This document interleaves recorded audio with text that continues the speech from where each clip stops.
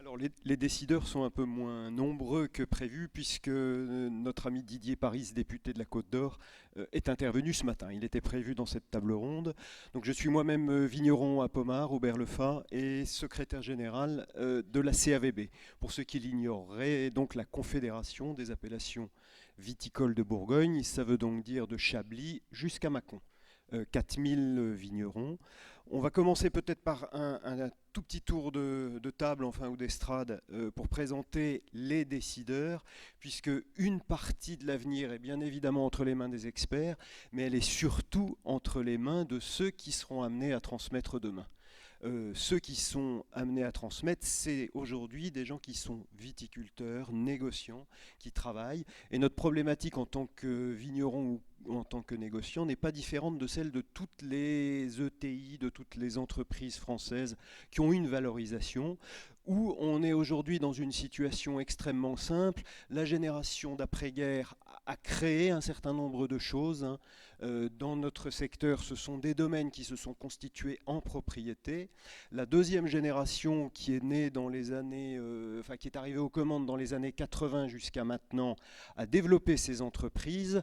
Et la question se pose pour la troisième génération qui est en train d'arriver suite au départ en retraite du baby-boom. La question, c'est comment transmettre ces exploitations, sachant qu'on a, je ne vais pas refaire le constat de ce matin, mais que la différence spéculative de la valeur des terres comparée à la rentabilité nous crée un problème. Nous, de manière extrêmement concrète en tant que chef d'entreprise, en tant que vigneron, le problème c'est que nous avons des entreprises à faire tourner, mais nous avons en face de nous des associés, souvent familiaux, parce que c'est notre modèle bourguignon sur la moyenne à 8-10 hectares, des associés qui sont assez souvent un petit peu loin.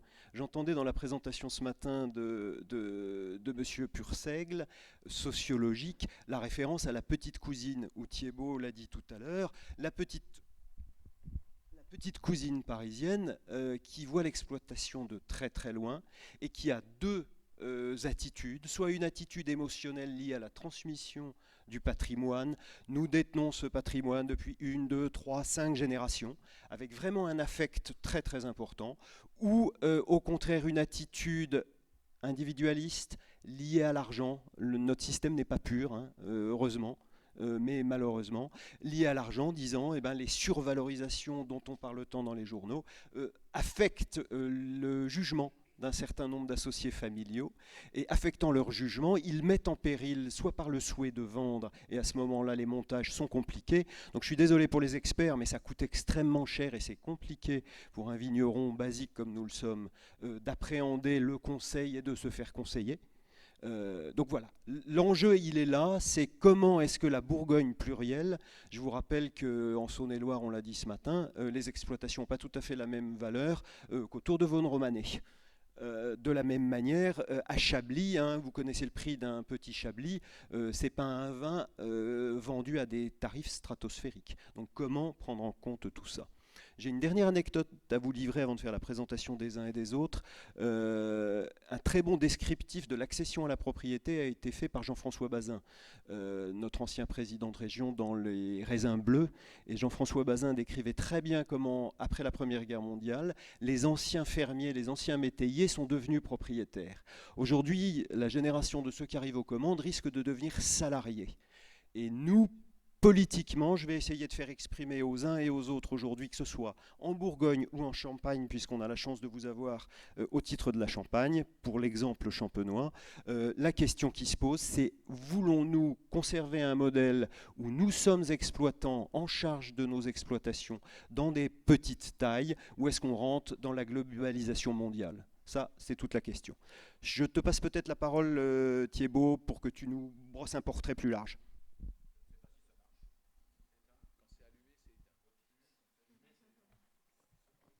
Donc écoutez, vous m'avez déjà entendu, hein, donc je suis Thiebaut Hubert, et effectivement je suis le président de la CAVB, donc la Confédération des appellations et des vignerons de Bourgogne. C'est un sujet qui aujourd'hui est dans toutes les têtes. J'en veux pour preuve, nous avons fait notre assemblée générale sur ce thème-là, le BIVB a fait son assemblée générale sur ce thème-là. C'est aujourd'hui au cœur de nos exploitations ce problème de transmission et cette évolution de la transmission, ce constat qu'on peut faire de l'évolution de nos exploitations dans leur forme sociétaire, ce constat qu'on peut faire sur effectivement ces différences de niveau de prix qu'on peut avoir sur tous ces différents marchés, la complexité et le mouvement de l'évolution des lois fiscales et sur nos exploitations et sur les transmissions en général. C'est toutes ces choses-là qui, pour nous ramener sur nos petites exploitations familiales, deviennent de plus en plus compliquées, où derrière se mêlent des affaires familiales, parce qu'effectivement, ne lisent nos membres de famille que les gros titres des journaux qui font rêver la planète. Et donc nous, on se retrouve en rentrant de nos vignes le soir, à devoir gérer des problèmes qui des fois nous paraissent bien loin, mais qui pourtant peuvent avoir un impact énorme sur le futur de nos exploitations et surtout sur l'avenir de notre transmission à nos propres enfants, nous derrière. Donc c'est vraiment le sujet d'actualité, c'est le sujet qui préoccupe, moi pour être à la tête de la SAVB depuis 1 an, qui préoccupe énormément de nos adhérents. Parce qu'aujourd'hui, il n'y a pas de solution, on cherche, donc notre président nous a appelés à Bordeaux à être inventifs, on essaye nous aussi, on essaye de voir, de trouver, on travaille de pair avec et nos députés et tous les acteurs territoriaux pour essayer de faire pression et d'être inventifs pour essayer quand même de maintenir ce modèle d'exploitation familiale qui quand même historiquement ont façonné la Bourgogne et on fait que la Bourgogne en est là où elle est au niveau de sa réputation mondiale. Voilà. Alors, je passe la parole. Donc, je suis Manuel Olivier, paysan dans les Hautes-Côtes de Nuits. Tiens ton micro, comme ça. Paysan dans les Hautes-Côtes de Nuits, sur une exploitation à l'origine petits fruits, cassis, framboises. J'ai monté l'activité viticole sur cette exploitation. Et je suis également responsable foncier, un des responsables fonciers à la SAVB depuis 15 ans. Et j'ai vu largement évoluer ma responsabilité syndicale dans un sens où on est de moins en moins sécurisé sur la rentabilité, sur le potentiel de devenir vigneron en Bourgogne. Tu évoques l'installation de la jeune génération, qui est complexe. Moi-même, dans mon installation, j'ai monté un négoce pour acheter des raisins, décourager ou étant dans la possibilité d'acheter des vignes. Ça donne une excellente transition si tu veux prendre la parole. Donc, Manuel Boucher. Bonjour, Manuel Boucher, je suis directeur général du groupe Belen qui agrège un domaine de 25 hectares qu'on a monté là sur les 10 dernières années. Donc ça, je vous rejoins sur la difficulté de cette mise en œuvre. Un négoce en Côte d'Or et bien aussi une participation dans un négoce qui est sur le Beaujolais-Mâconnais. Et je suis président de la commission marché et développement BIVB où les sujets de la transmission sont abordés régulièrement.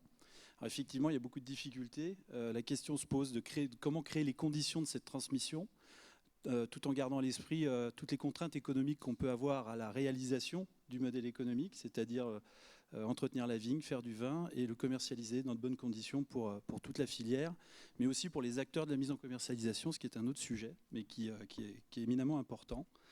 La transmission aujourd'hui au niveau de la commission, ce qu'on regarde aussi, c'est qu'est-ce que ça peut coûter, qu'est-ce que ça pourrait coûter et quel impact ça va avoir au niveau de la filière. Ça, c'est une grande question, c'est un vaste sujet.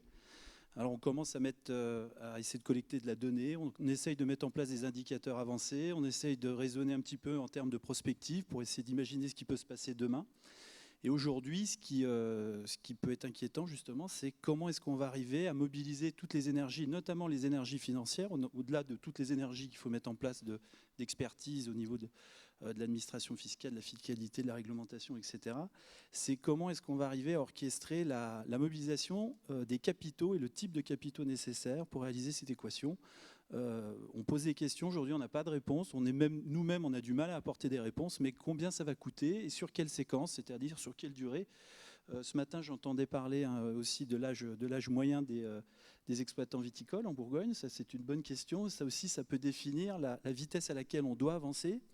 et où on pourrait avancer. Donc ça, tout ça, ce sont des questions qui sont en suspens. On y travaille, on va essayer d'y apporter des réponses.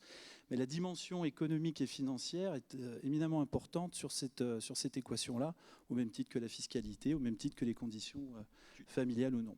Tu mets le doigt sur un point extrêmement important qui est doit-on renoncer à la détention à 100% du capital de nos exploitations? Tout à fait. Et comment intégrer ou non, et est-ce qu'on l'accepte, l'arrivée d'investisseurs extérieurs, soit passifs, soit actifs, puisqu'il y a vraiment deux types d'investisseurs différents.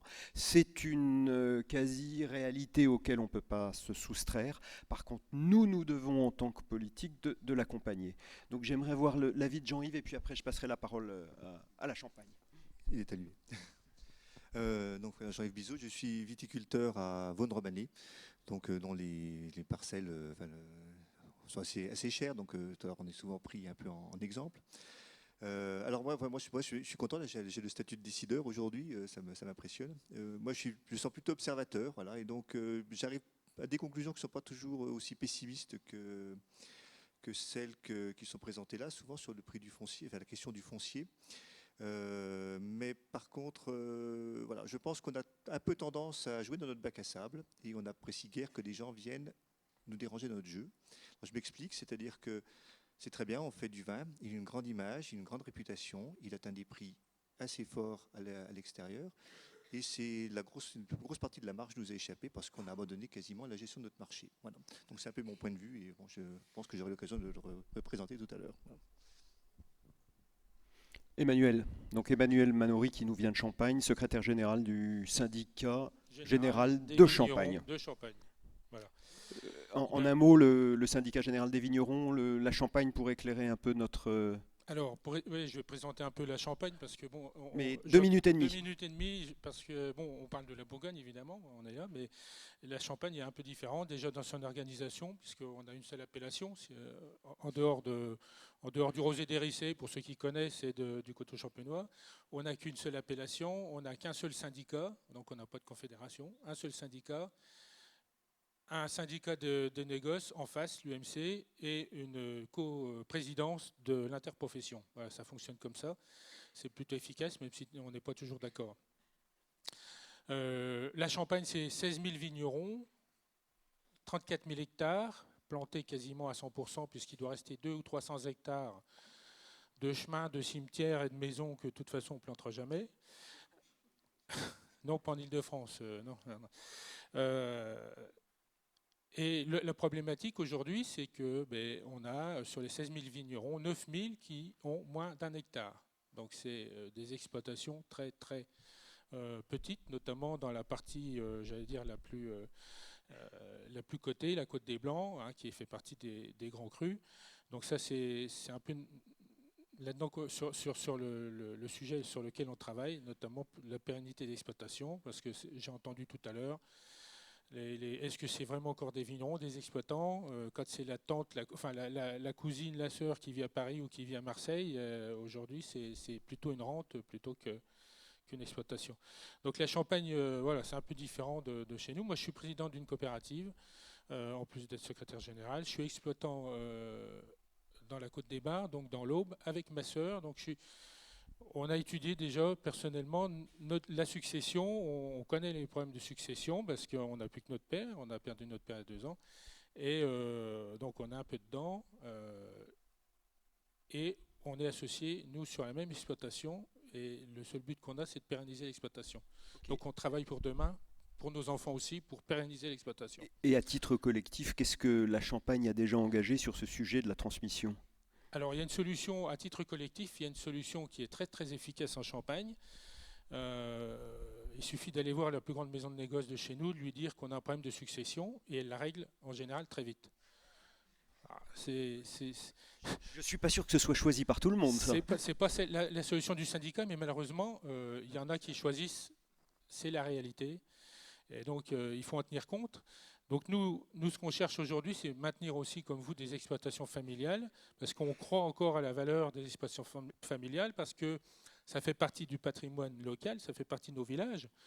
Demain, si on a le libéralisme, c'est bien, mais si demain on n'a plus que des exploitations à taille, j'allais dire, inhumaine, que vont devenir nos vignerons. Ce sont peut-être des serfs, comme dans le temps, ils travailleront pour une grande maison, ils travailleront pour une grosse exploitation. Ce n'est pas le modèle qu'on cherche. Alors bien évidemment, aujourd'hui, il y a des très belles exploitations qui travaillent très bien, qui commercialisent beaucoup. Nous, on cherche le modèle 3, 4, 5 hectares familial qui peut faire vivre une famille avec ses enfants, qui puisse investir et, si possible, commercialiser 30, 40, 50% de sa production en bouteille champagne. Est-ce qu'à votre avis, les outils fiscaux légaux qui existent aujourd'hui sont suffisants pour les vignerons champenois dans cette situation? Parce qu'on parle d'un prix à 1 million d'euros l'hectare.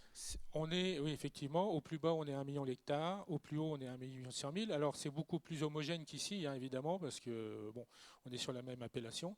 C'est un peu plus simple, mais pour autant, 1 million d'hectares, quand on l'achète, il faut 70 ans à un vigneron pour récupérer, commencer à gagner 1 euro. S'il commercialise des bouteilles à 15 euros, on va dire, il lui faut 35 ans, et s'il les commercialise à 40 euros, il ne faudra plus que 7 ans. Donc on est loin de ça. C'est vrai que c'est un problème. Donc c'était quoi la question déjà? Concrètement, qu'est-ce que fait le syndicat de Champagne? Fiscalement, c'est compliqué. On met la pression un peu sur nos députés aujourd'hui et sur les élus, justement, pour essayer de changer la loi, parce que au niveau de la fiscalité, c'est déjà important. On a réussi avec la CNAOC à obtenir 300 000 euros, à monter le plafond des 300 000 euros. Donc c'est bien, mais ce n'est pas suffisant. Demain, est-ce qu'il ne faudra pas passer à 600 000 parce que voilà, c'est pas normal qu'on soit taxé à ce niveau-là. Moi, j'ai l'exemple d'un vigneron aujourd'hui qui est venu me voir. Il me dit, je donne à ma fille, j'ai 8 hectares de vignes en propre.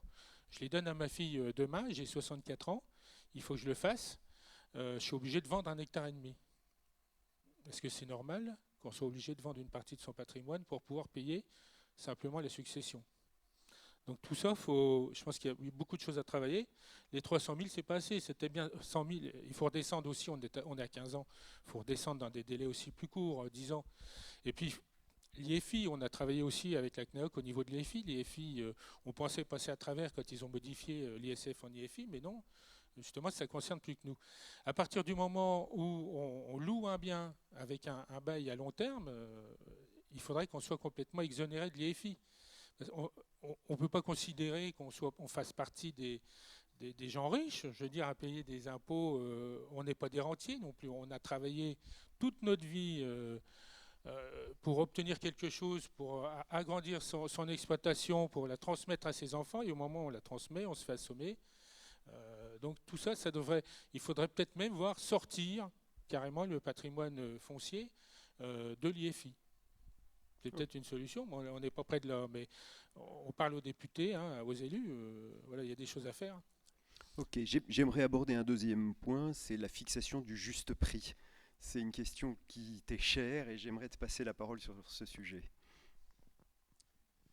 En creux derrière cette question, c'est l'organisme de régulation, c'est bien évidemment la SAFER, mais pas que. C'est aussi à nous de trouver un juste prix. Moi, à mes yeux, on a réellement un enjeu à faire passer et ces murs, il faut vraiment passer la deuxième là-dessus. 15 ans de travail commun avec la SAFER, avec nos organismes, j'aurais tendance à dire qu'il y a eu 10 ans qui se sont plutôt bien passés, où c'est qu'on avait effectivement des prix qu'on pouvait appliquer, où on pouvait travailler ensemble, en harmonie dans la profession.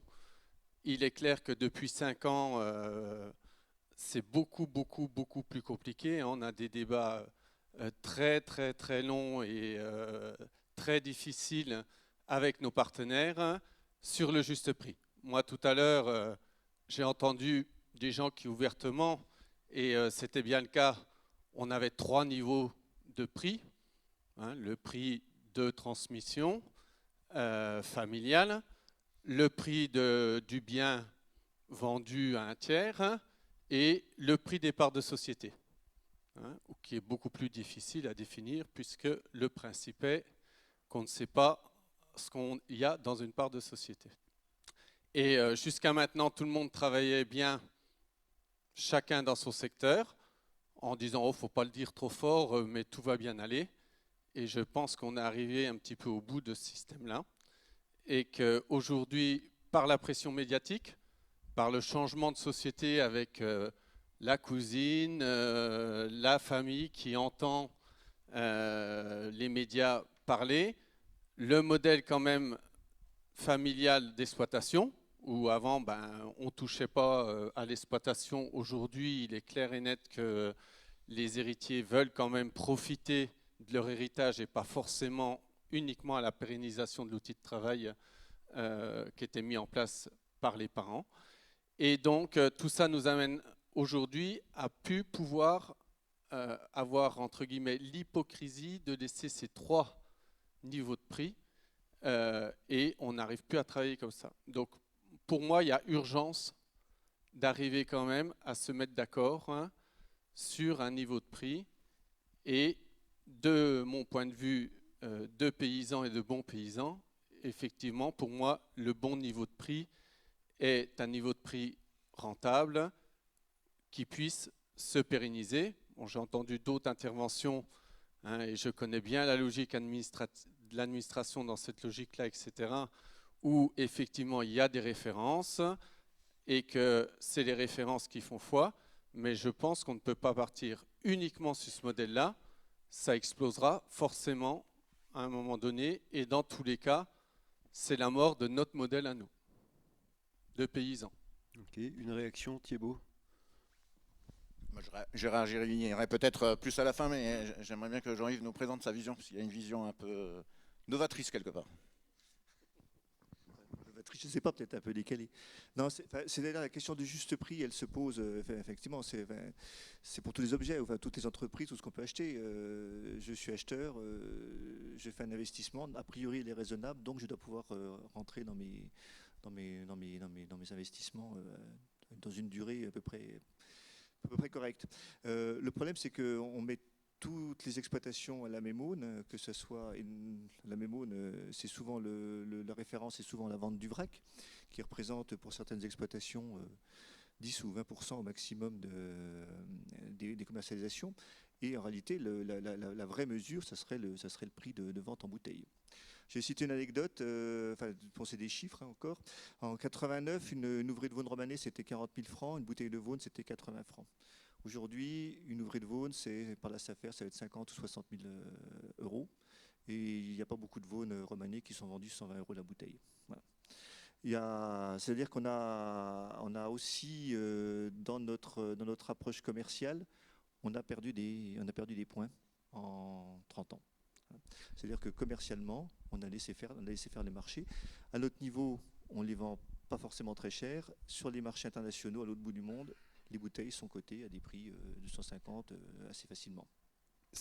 Je te coupe juste un instant pour être très clair. C'est simplement essayer de faire porter au marché, dans ce que tu expliques, si je comprends bien, l'augmentation du prix des terres pour transmettre l'augmentation du prix des terres dans le prix de la bouteille.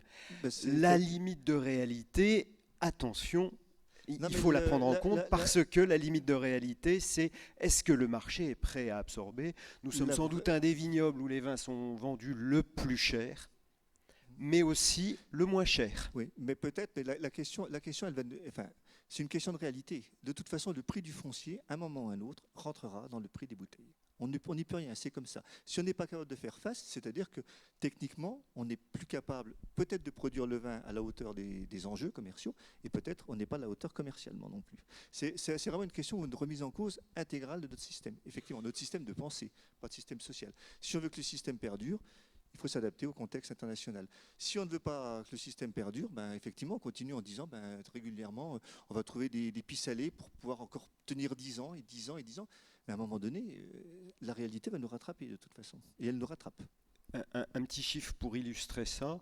La plupart des exploitations aujourd'hui sous forme sociétaire sont en fermage, donc avec démembrement du foncier par rapport à l'exploitation. Le fermage représente aujourd'hui une valeur de 20% du chiffre d'affaires. Il y a quand même très peu d'entreprises en activité qui sont capables de dégager 20% de rentabilité qui vont rémunérer les facteurs du capital. Là, si 20%, c'est considérable. Non, mais si on rentre dans ce schéma-là, dans les années 90, on a arrêté de pouvoir payer notre foncier. aujourd'hui, on arrête de pouvoir payer notre fermage. Voilà. C'est pareil. Donc la réalité est là. Comment on fait? Et effectivement, la question des successions, c'est pas la question centrale, c'est une question qui vient s'ajouter à un problème général de gestion. Ok. Tu veux réagir? Oui, non, je pense que Jean-Yves a raison sur le problème successoral. On vient ajouter une couche supplémentaire de contraintes financières à un environnement qui est déjà extrêmement contraignant. Et l'expression du chiffre des 20% sur le compte d'exploitation, ça c'est une réalité économique, c'est un principe de réalité actuelle, et effectivement ça implique de répercuter ces prix-là sur les marchés. La problématique qu'on peut avoir aujourd'hui, c'est ce que moi j'appelle les transferts de valeur ou de survaleur sur le marché. Il faut voir à quel niveau on les transfère. D'ailleurs, c'est des discussions qu'on a avec Jean-Yves. Est-ce qu'on les transfère sur un marché, le marché existant, celui qu'on exploite depuis quelques années, et ce qui derrière amplifie encore plus ces effets de transfert de valeur et de survaleur, ou alors est-ce qu'il ne faut pas effectivement repenser et aussi suivre un environnement, des contextes qui sont les nôtres aujourd'hui, avec notamment l'avènement du digital qui a tendance à raccourcir et à accélérer les échanges, et de s'adresser différemment au marché et de s'adresser différemment aux consommateurs à travers certains prismes existants ou nouveaux. Aujourd'hui, des distributeurs, on le voit un petit peu sur le marché anglais en ce moment, puisqu'on observe ça de notre lorgnette bourguignonne, mais bon, on parle du Brexit, mais il y a des phénomènes de fond sur la structure du marché traditionnel britannique des vins et des vins chers. La Bourgogne fait partie des vins chers.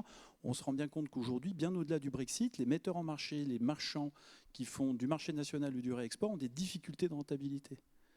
Et donc ça, c'est aussi l'illustration d'un mouvement inflationniste qui va partir de chez nous, pas que chez nous d'ailleurs, pas qu'en Bourgogne, qui est répercuté sur le client et qui, in fine, pose des gros problèmes de commercialisation pour ceux qui ont fait les beaux jours de la Bourgogne ou les font encore. Donc effectivement, on est en droit de se poser des questions jusqu'où on va pouvoir tirer sur l'élastique. Oui, sachant qu'un des facteurs d'augmentation du prix de vente de nos vins ces dernières années a quand même été la rareté liée aux aléas climatiques, puisqu'il ne faut pas oublier qu'on a une spécificité dans nos métiers absolus, c'est qu'on dépend de ce qui est au-dessus.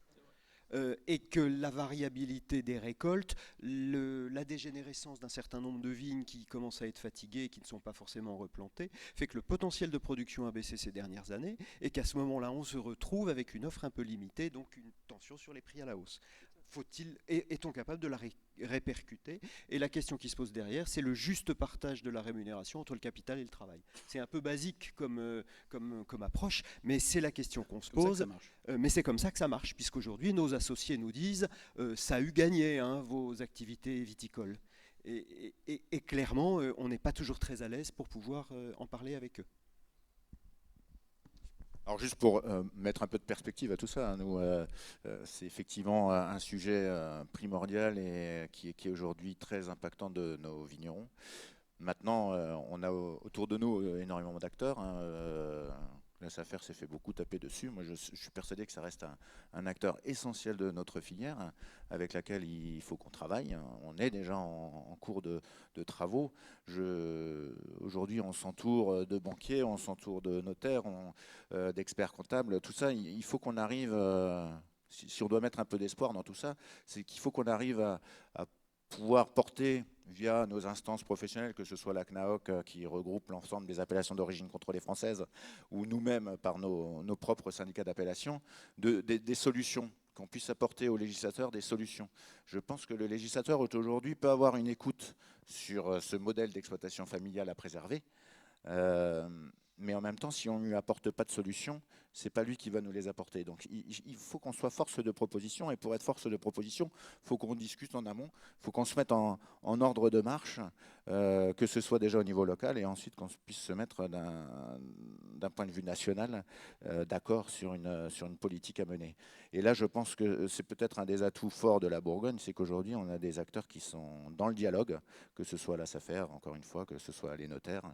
On essaye d'apporter et d'avoir énormément d'expertise et de dialogue avec eux pour pouvoir trouver des solutions et apporter des solutions à nos vignerons. Voilà. Oui, tout à fait. Je pense qu'il y a aujourd'hui au niveau de la filière, dans les discussions qu'on peut avoir, il y a une vraie prise de conscience.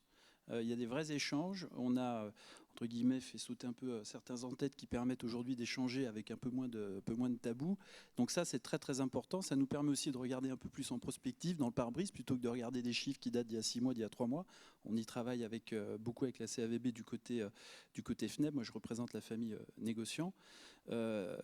Et ça aussi, c'est cette capacité, on y travaille au niveau de la commission, cette capacité d'apporter des chiffres ou des éléments tangibles qui permettent à la réflexion, qui permettent à l'échange, à la discussion, justement pour imaginer les modèles de demain et créer les conditions de la réalisation de toute cette équation-là, qui est vraiment complexe.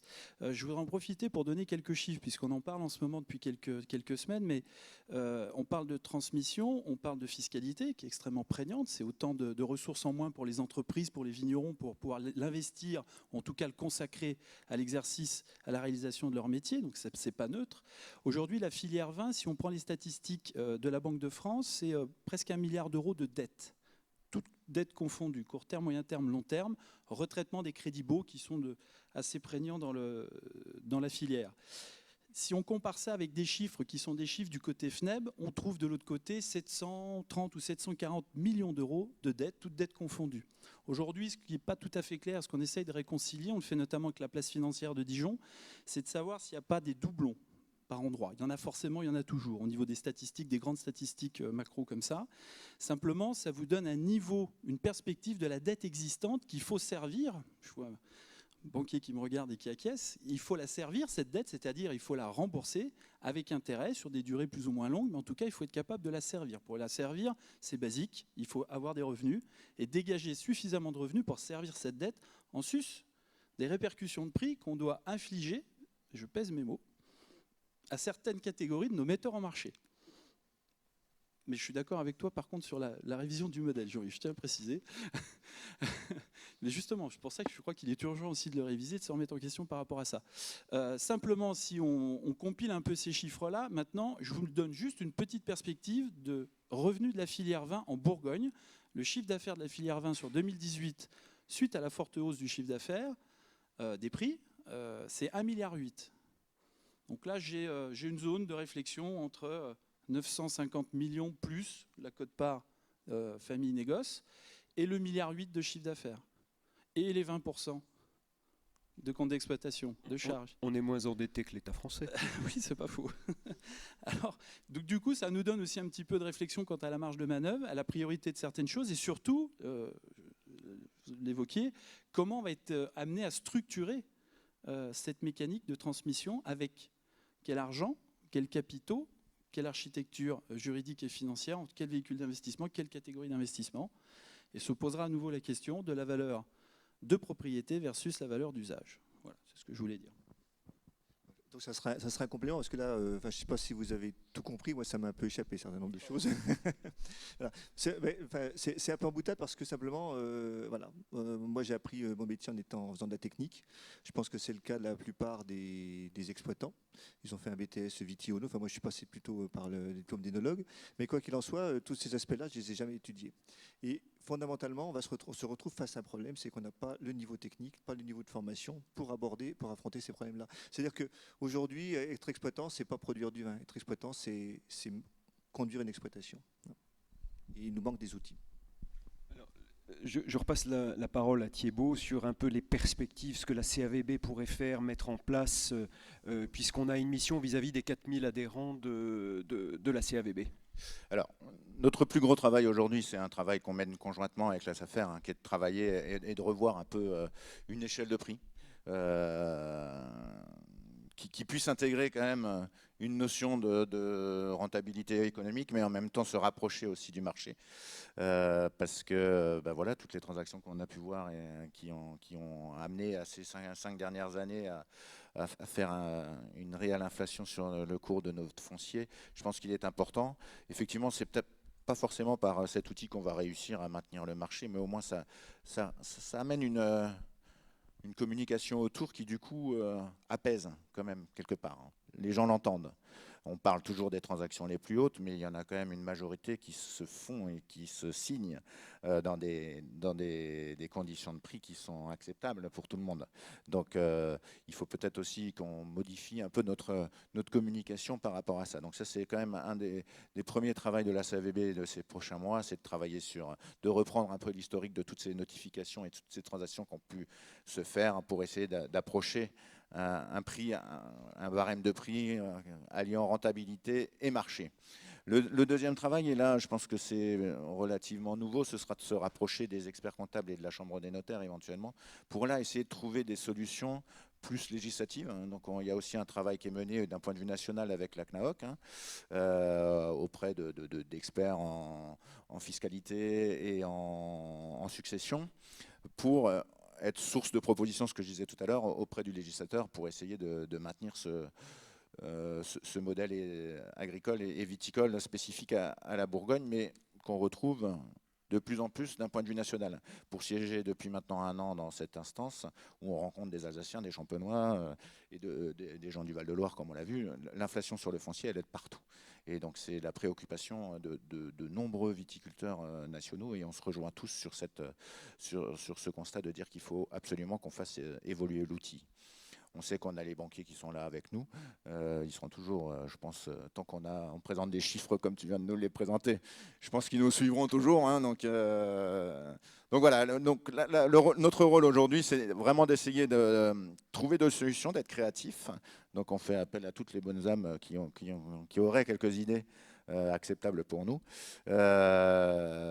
Toujours dans cette idée de dire, c'est toujours embêtant de voir partir quand même les joyaux de la couronne. Soit à des étrangers, soit des grosses holdings. C'est quand même toujours un peu gênant de vendre nos plus beaux atouts et nos plus beaux bijoux à des gens où on sait pertinemment que c'est des terres qu'on ne reverra plus jamais sur le marché bourguignon familial, on va dire. Voilà. Peut-être un point sur la CAVB, la cellule d'accompagnement qui est en place, qui existe, parce qu'on a une mission de communication vis-à-vis des 4000 adhérents, qui est extrêmement important. Donc ça, c'est plus une présentation. Effectivement, la CAVB, c'est les appellations, mais aussi les vignerons. Donc on a maintenant un service complètement dédié à l'accompagnement des vignerons à tout niveau, et de plus en plus c'est un service qui se développe, puisque Mélanie qui est juriste sur le droit foncier, et de plus en plus, et le droit rural est de plus en plus sollicité, et il va falloir vite qu'on renforce cette part de la CAVB qui est vraiment là en soutien aux vignerons et qui est très très utilisée. Donc preuve qu'il y a vraiment une attente par rapport à ça. Des réactions supplémentaires ? Écoute, non, moi j'appelle juste à ce que toutes les âmes et tous ceux qui ont des idées et toute la créativité possible à nous aider à maintenir ce système-là viennent nous rejoindre et se fassent connaître auprès de la CAVB pour qu'on puisse travailler ensemble. Je voulais quand même me proposer à la salle, puisque pour une fois que vous tenez quelques personnes engagées plutôt que responsables, mais engagées dans le futur de notre Grande Bourgogne, si certains d'entre vous veulent réagir, poser des questions soit plus particulières. Nous ne suscitons pas le débat ni les interrogations.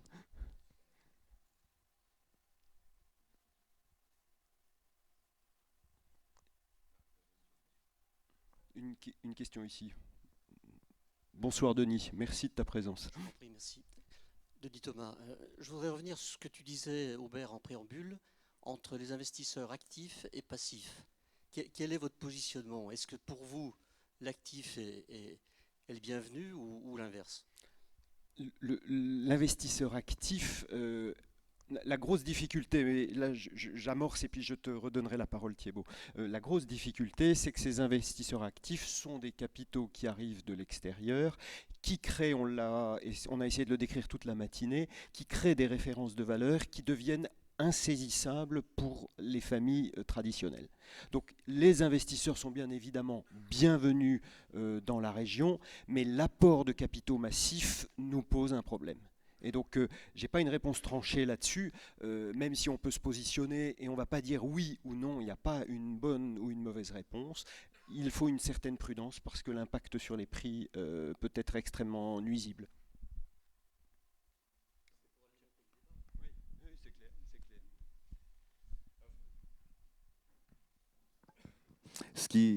On n'a rien contre les investisseurs actifs. Le souci, c'est la publicité dont ils font souvent, qui va avec, hein, ces apports massifs de capitaux.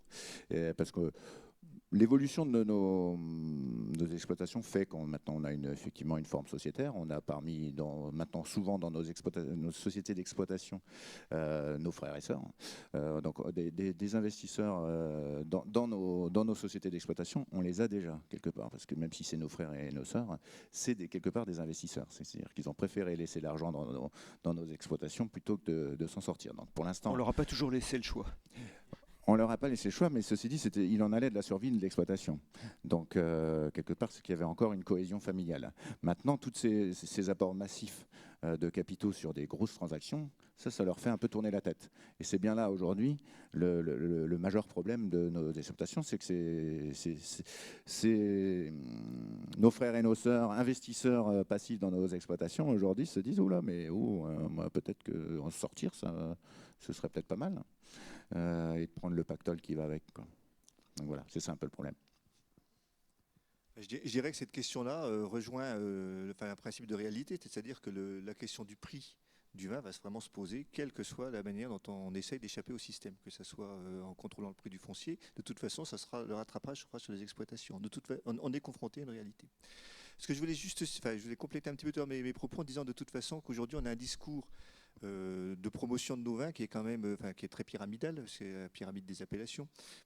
Bon, j'en parlais un peu, c'est un peu ma bête noire. Et le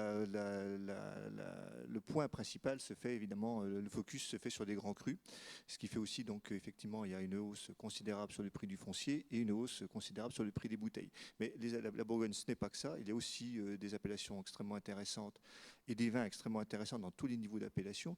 Et malheureusement pour moi, la pyramide des appellations correspond aussi à une image de la pyramide sociale.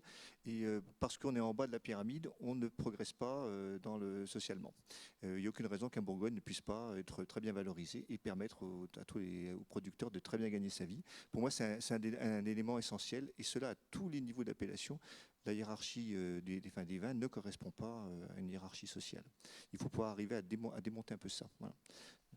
Tout est valorisable, très bien valorisable.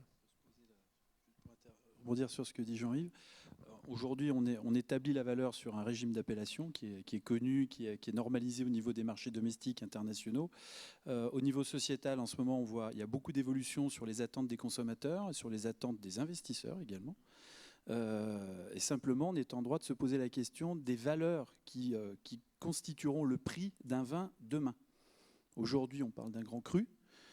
Qu'est-ce qui nous dit que demain, la valeur ne sera pas logée et dans le grand cru et ailleurs, c'est-à-dire sur ce que la promesse délivrée, j'insiste sur une promesse mais délivrée, d'un vin de Bourgogne, qu'il soit régional ou qu'il soit de village ou que ce soit issu d'une catégorie type coteau-bourguignon, et de dire voilà, aujourd'hui les valeurs qui participent du prix du vin ne sont pas que adossées à la hiérarchie. On le voit aujourd'hui, il y a des questions en ce moment sur la ligotée, c'est un bon exemple. La ligotée, qui est un cépage endémique de Bourgogne, un petit peu oublié malheureusement. Il y a des initiatives individuelles et collectives, notamment avec les aligoteurs, qui prouvent qu'en fonction des valeurs qu'on va apporter aux fruits de son travail, effectivement, on peut générer une valeur différente sur le produit auprès des consommateurs ou auprès des metteurs en marché. Donc ça, c'est une vraie question. Après, il y a des valeurs sociétales, il y a des valeurs environnementales, il y a des valeurs de durabilité. Donc tout ça, ce sont des sujets qui vont devenir de plus en plus importants et de plus en plus prégnants, et notamment avec les générations qui montent et qui risquent de remettre en cause certains équilibres fermement établis depuis quelques années dans notre région et dans d'autres régions viticoles de France et d'ailleurs, à mon avis. Voilà. Sachant que pour rester sur le niveau des risques, puisque là tu parles de risques liés au marché, au commerce, on a aussi deux très très grandes problématiques qui sont tout à fait annexes de la transmission, quoique, qui sont les problématiques de recrutement et de main-d'œuvre qui commencent à être extrêmement délicates dans notre branche d'activité et dont on ne parle pas assez. On entend beaucoup parler des pénurie de main-d'œuvre dans l'hôtellerie-restauration, les travaux publics ou un certain nombre de métiers comme l'informatique, mais dans nos métiers, ça devient extrêmement crucial. Et la deuxième problématique est la problématique environnementale. On est malheureusement encore montré du doigt comme étant des paysans pollueurs. malheureusement. Et on a de très grosses marches à passer dans notre dialogue avec la société civile qui sont à mener de front. Donc on a ces chantiers, il faut faire durer nos exploitations parce qu'on est pourvoyeur d'emploi. Hein. La totalité de la main-d'œuvre salariée de l'activité viticole, c'est 20 000 salariés. C'est 20 000 salariés aujourd'hui, c'est considérable. Et 1,8 milliard de chiffre d'affaires pour la Bourgogne. Donc on est des exportateurs nets à plus de 50%.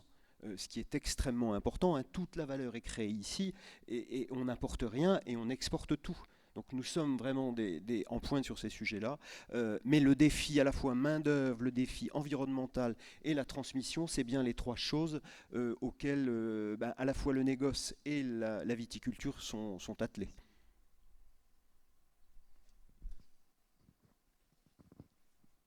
Moi, je voulais compléter un avis sur les investisseurs et répondre à ta question. Je pense que ce n'est pas assez sensibilisé. Aujourd'hui, les gens qui viennent investir, notamment dans la viticulture, sont quand même des gens qui n'ont aucune notion du métier de vigneron, qui investissent dans une passion.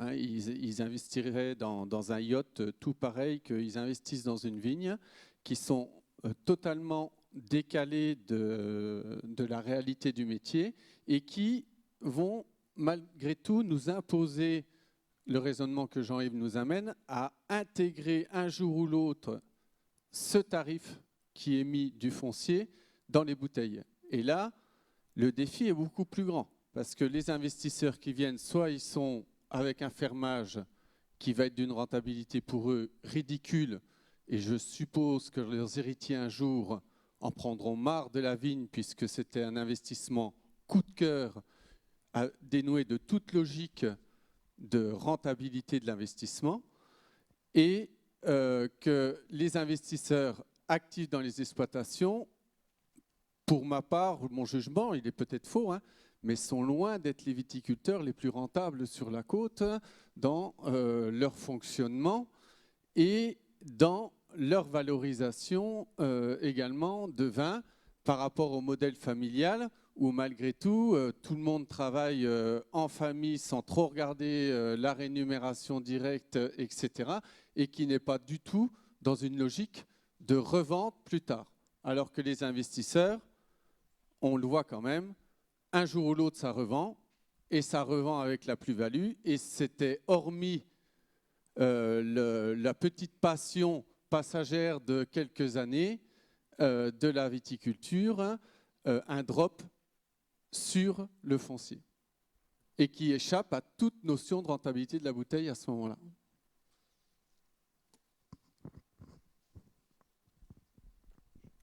On arrive à l'issue de cette table ronde. Si vous avez une question, Tristan. Oui, je ne sais pas si c'est une question ou une remarque.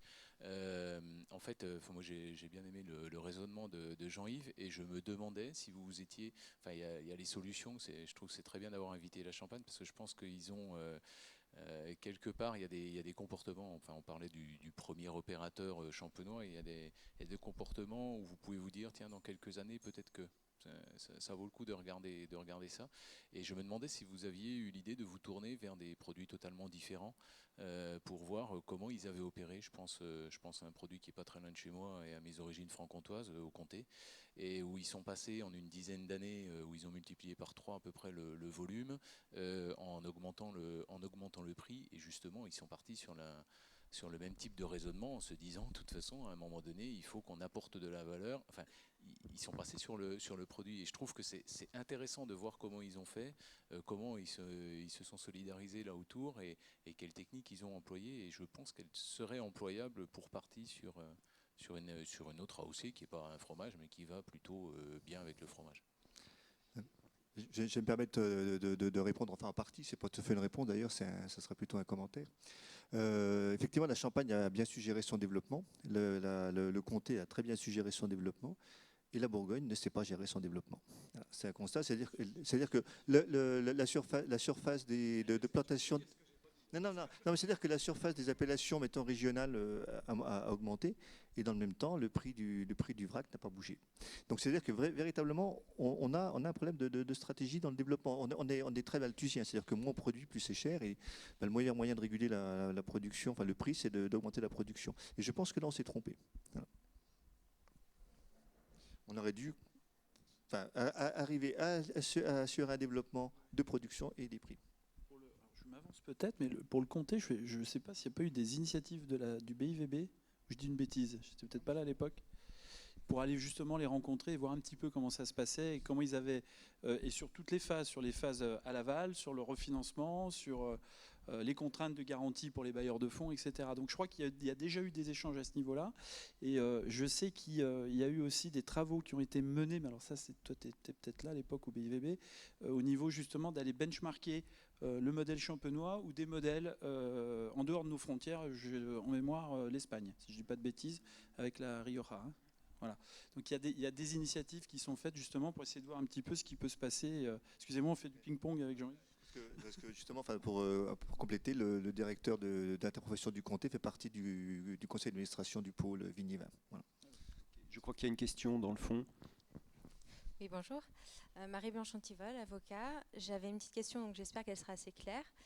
Quand vous évoquez le prix de la bouteille, étant donné qu'il y a beaucoup d'évolutions, comme vous l'indiquez depuis tout à l'heure, il y a des vignes qui sont achetées, il y a également des évolutions météorologiques, donc les prix peuvent également évoluer. Est-ce que vous estimez qu'il faut voir en fonction du prix de la bouteille sur un certain nombre d'années avant la vente, faire une moyenne, ou bien vraiment le prix de la bouteille en tout dernier lieu, sachant que les personnes qui vont investir dans les vignes ne sont pas forcément non plus des personnes, des investisseurs extérieurs, mais ça peut être aussi justement de jeunes viticulteurs qui veulent s'installer et donc pérenniser. Et c'est vrai que si après les prix évoluent, par exemple à la baisse, parce que les conditions météorologiques font que plusieurs années de suite, il va y avoir des dégâts. Comment est-ce que vous voyez, vous, cette fixation justement du prix de la bouteille? Alors c'est peut-être un peu trop précis, mais savoir si vous l'avez percevé sur un certain nombre d'années.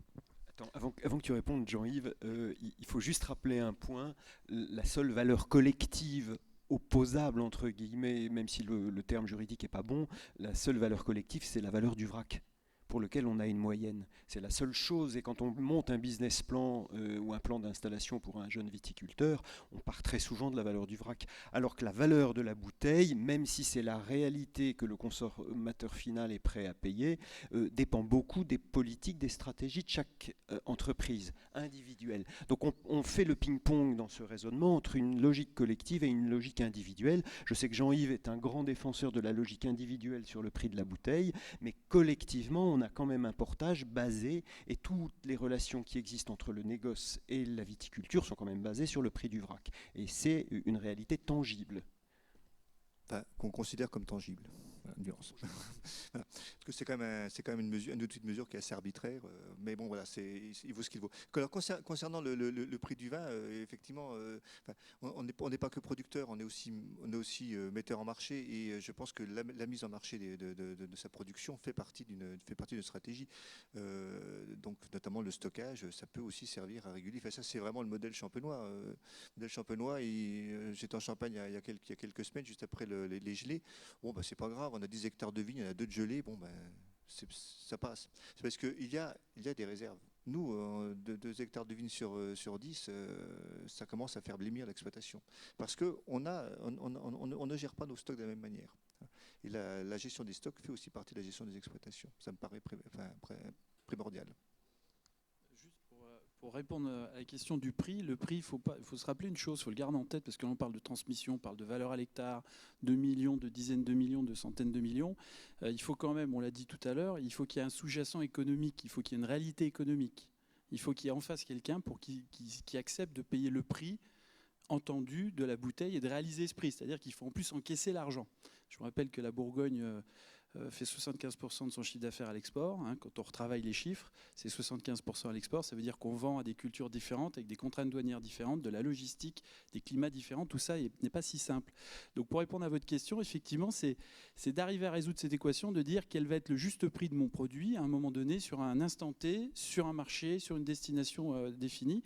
Et là, malheureusement, il n'y a pas de panacée. C'est très difficile de répondre à cette question. Alors effectivement, il y a des cours interprofessionnels du vrac.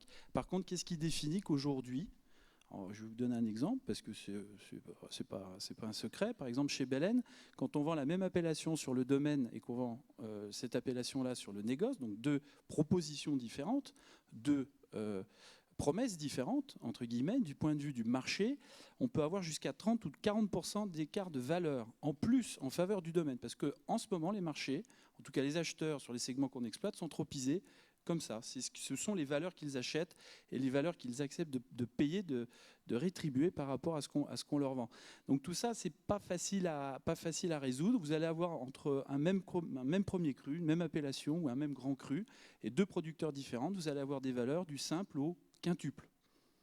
Et tout ça à voir avec la stratégie individuelle, avec un effort collectif du BIVB, de la communication du BIVB, enfin toutes les actions menées par le BIVB. Il ne faut pas l'oublier, on a une énorme agence de communication et de marketing à notre disposition qui peut-être dépense, je dis sous réserve, peut-être plus d'argent sur la marque Bourgogne que la région Bourgogne elle-même, en termes de communication internationale. Ça, c'est pas rien. Mais au final, il va quand même rester la politique individuelle de chacun qui va dégager ou pas cette valeur ou cette survaleur. Et la capacité individuelle des marques, alors c'est un mot qui fâche des fois en Bourgogne, la marque, mais bon, des marques ou des marques éponymes ou des étiquettes, d'aller ou pas s'adresser à telle ou telle strate de clients ou de consommateurs, donc de raccourcir la distance entre le consommateur et elle-même et éventuellement d'extraire de plus de valeur sur le prix final et sur le revenu de la bouteille. Alors ça, c'est amplifié par le digital, c'est amplifié par la globalisation, c'est amplifié par des contraintes économiques qui nous obligent à aller un peu plus à l'aval pour se rapprocher des consommateurs finaux, pour collecter plus de revenus. Je vous donne juste un exemple. À la Commission, on a travaillé sur les modèles à destination, notamment sur le marché américain, pour dire, voilà, quand on voit une bouteille au départ, bouteille de quelques vins que ce soit au départ de la Bourgogne, et qu'on le retrouve aux États-Unis sur le rayon du détail, on a un coefficient multiplicateur équivalent euro de 3,2 au minimum jusqu'à 8 en fonction du segment. Donc je vous laisse faire le calcul sur une base de 10 balles, de 10 euros. Donc voilà, elle est là, cette réalité aujourd'hui. Donc la réponse à votre question n'est pas évidente parce qu'il faudrait critériser encore plus votre question en fonction d'un cas spécifique et de la projection que ce cas souhaite faire. Voilà. Mais c'est cette réalité-là. Demain, on n'a plus des contreparties pour payer le juste prix de nos vins en fonction des valeurs qu'on transmet, des valeurs commerciales, des promesses des appellations.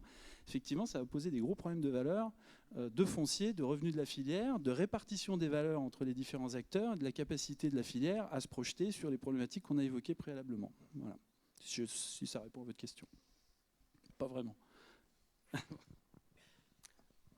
Je crois qu'on arrive une dernière question. Oui. C'est pas une question, c'est une remarque. Il me semble, je reviens sur les investisseurs, je suis désolé. Il me semble qu'il y a des domaines viticoles bourguignons qui investissent dans les domaines viticoles jurassiens et qui font monter le foncier. Ou du Beaujolais. Ou du Beaujolais. Oui, c'est exact. C'est exact. Effectivement. Mais la Bourgogne est multiculturelle. Et ça nous incite justement à conserver nos exploitations familiales ici pour que le savoir-faire reste quand même un peu ici.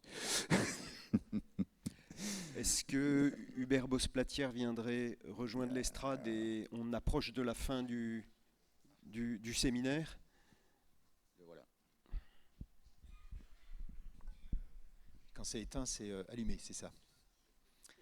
Bon, bah écoutez, je vais d'abord vous remercier, vous, la dernière table ronde. Merci d'avoir aussi bien animé et échangé, sans langue de bois. Merci. Merci aussi à vous tous.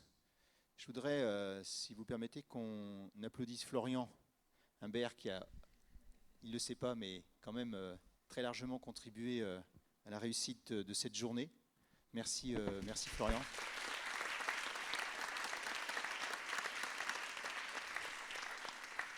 Et puis, quelqu'un que j'apprécie tout particulièrement, qui est juste derrière la porte, là, qui s'appelle Philippe Gonneau, qui est extrêmement discret, mais extrêmement efficace, qui m'accompagne depuis déjà quelques années. Et donc Philippe a aussi très largement contribué à ce qu'aujourd'hui tout se passe j'ai trouvé en tout cas personnellement merveilleusement bien. Merci à Philippe.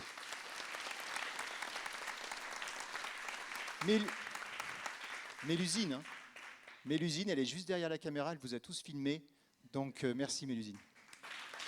Voilà. Je crois que Florian t'a prévu un verre de l'amitié. Dehors, à l'intérieur? Au bar? Est-ce qu'il pleut? C'est ça en fait. Il ne pleut pas encore. Alors, on peut poursuivre nos discussions autour d'un nectar. En tout cas, merci pour cette Merci. organisation.